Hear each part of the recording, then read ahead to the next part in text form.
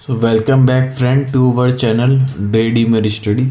तो आज हम पढ़ रहे हैं type of corporation.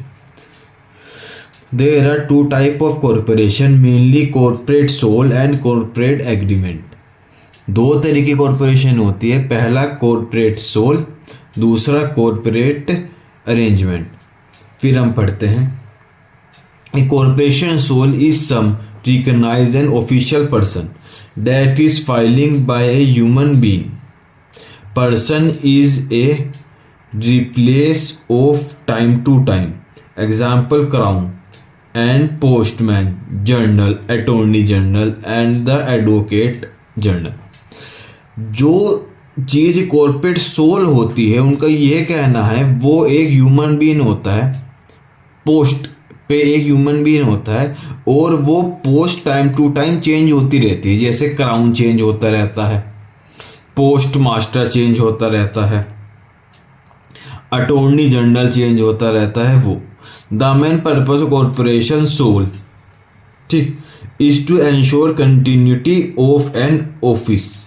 Corporate sole का क्या ऑप्शन मतलब होता है कि अपने वो ऑफिस को कंटिन्यू करता रहे। फिर अगला an observation by Salmond, in the case of corporate sole under each of the above name two person live, one is a human being, administration from time to time and after a long time which is non execution. ठीक है, ये कह रहा है corporate sole, जैसे corporate sole एक post का नाम है, जैसे अटॉर्नी जनरल हो गया, ठीक है, क्राउन हो गया, एडवोकेट जनरल हो गया। ये अब हम पढ़ते हैं corporate agreement. A corporate agreement consist of A number of human person. इसके अंदर number of human person agreement होता है, नंबर ऑफ ह्यूमन पर्सन आते हैं। It is a exclusive independence of the execution of its member. और ये जो corporate aggregate है ये अपने मेंबर से डिफरेंट रहती है, मतलब इसकी पहचान अपने मेंबर से अलग है। कॉर्पोरेट सोल का ये था कि इनकी पहचान इनसे है, पर इसमें अलग है, इनकी इसमें कॉर्पोरेशन अलग है, उसके मेंबर अलग है। A corporation aggregate is an incorporation group coexist person and corporation sole is an incorporation series of successive person. मतलब पर्सन आता रहेगा, पर्सन जाता रहेगा, पर इनके स्पिरिचुअल सक्सेशन पे कोई फर्क नहीं पड़ेगा, इनकी आइडेंटिटी सेम रहेगी। ठीक है, अब हम पढ़ेंगे एडवांटेज ऑफ कॉरपोरेशन, कि कॉरपोरेशन के क्या क्या एडवांटेज है। In simply the legal prosecution which enable the person to sue a single incorporation body rather than a messy individual। ये कह रहा है कि पहला फायदा कॉरपोरेशन की सिंगल पर्सन पे केस ना करके ये एक पूरी कॉरपोरेशन पे केस कर सकते हैं, या एक पूरी कॉरपोरेशन किसी के ऊपर भी केस कर सकती है। ठीक है ना, तो ये है इसका कहने का मतलब।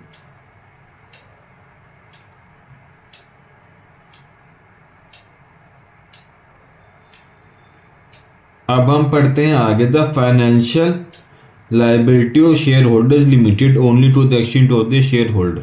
ये कह रहा है कि जो शेयर होल्डर की फाइनेंशियल लायबिलिटीज है वो भी कॉरपोरेशन में लिमिटेड है। वो ऐसा नहीं है कि अनलिमिटेड अपना इन्होंने पावर दे दिए, नहीं, उनकी वैल्यू भी लिमिटेड दे रखी है।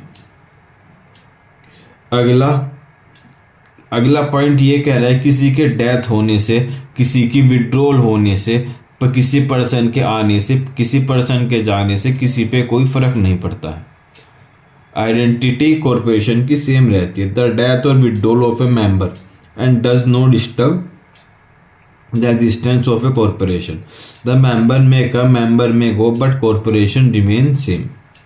For ever. जैसे किसी ने कोई कंपनी खोली है, उसमें बंदे पहले उसके दादाजी बैठते थे, फिर वो बैठेगा, फिर उसके बच्चे बैठेंगे, तो कंपनी मेंबर आते रहेंगे, मेंबर जाते रहेंगे, पर कंपनी सेम रहेगी। अगला है the incorporation body being a legal entity can freed dispose of it property of its own and by name of the another. ये कह रहा है कि कॉरपोरेशन पे इतना हक रहता है कि वो अपने नाम से प्रॉपर्टी ले सकती है, अपने नाम से प्रॉपर्टी बेच सकती है, और अपने नाम से अपनी पूरी लीगल आइडेंटिटी वो क्रिएट कर सकती है। कौन? कॉरपोरेशन। अब हम पढ़ेंगे लाइबिलिटीज ऑफ ए कॉरपोरेशन, कि कॉरपोरेशन की क्या क्या लाइबिलिटीज है। ठीक है ना।